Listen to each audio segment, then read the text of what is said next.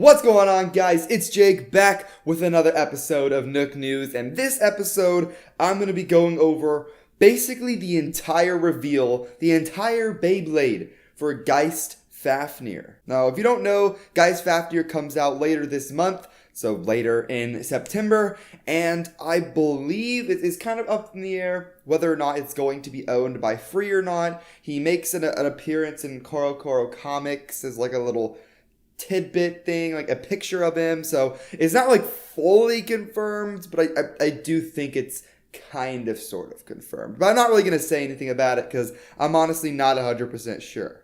So first we're going to talk about each piece of the Beyblade, and then we're going to move on to some extra news that is a little bit more meh, but I'll just talk about it a little bit. So let's just start with Geist Fafnir. Before we take a look at the pictures, I do want to give a credit to this Japanese YouTuber that I actually got these pictures from. I'll have the video linked down below. I'm not going to use any video segments. I'm only going to use pictures because if you want to see any of the video, then you can go to the link down below and watch his video on it. So all credit to him. So starting with Absorb. This looks really interesting. It's the driver, and it's like a mixture of Revolve and Nothing. Now, Nothing was able to like push in. It had like a little spring, so you're able to like push in the little tip of it, and it didn't really do too much. It wasn't really competitive at all. It was like alright, but it wasn't really special or anything. And now they're taking that kind of, they said it has the same push-in thing, but it's more like Revolve in that it has more of like the Revolve shaped tip, same as like Bearing or Eternal. So guys, this could be really, really good for stamina now that it has this more rounded off tip. Although I'm still not sure how the whole Nothing spring loaded thing is going to go. Who knows? I think it's going to be pretty good. I think it's definitely going to be really good on left spin, that's for sure. Right spin base, I don't really know about, but it all just kind of depends on how tight the spring is. We'll just have to wait and see, but it's pretty exciting. Next, we have 8 dash or 8 prime. I like prime better, but I think it's 8 dash. They didn't go with like a new disc for Fafnir. They are kind of reusing the old 8 disc, except it's kind of like an upgraded version of it. So it's not all new, but it's not all old either. It does look really, really light though. It doesn't look like it weighs any more than an 8 already, and it seemed like it could even weigh less.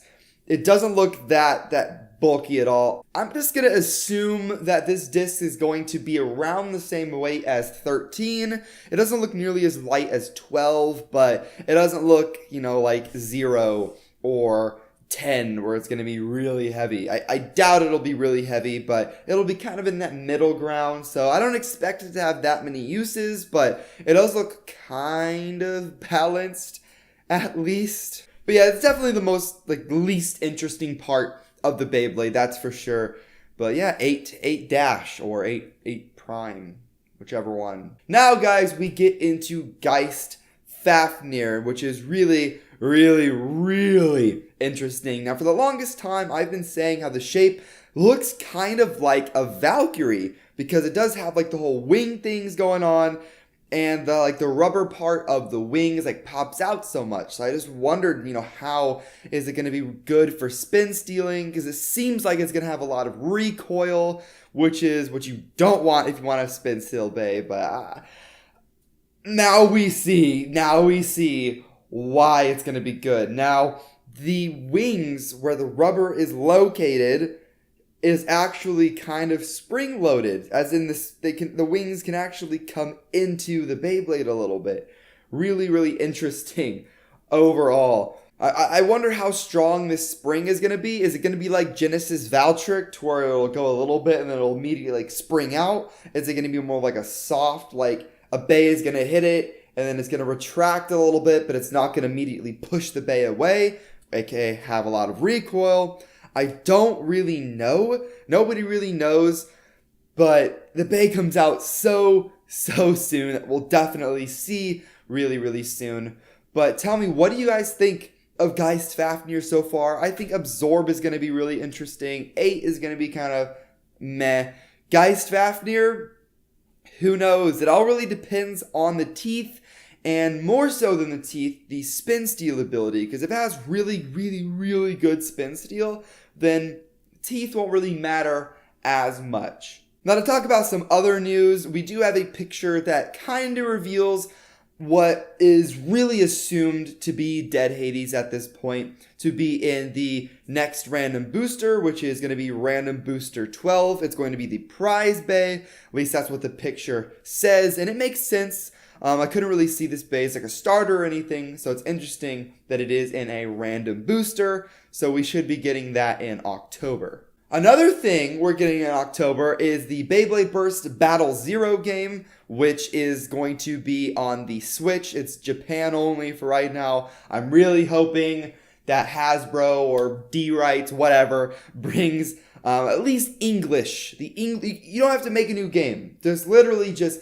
take all of Battle Zero, translate it. All you gotta do is translate it and just sell it over here in the States. At least just put it in the eShop. They could definitely make money off of that, and I don't think it would cost that much for them to make it English.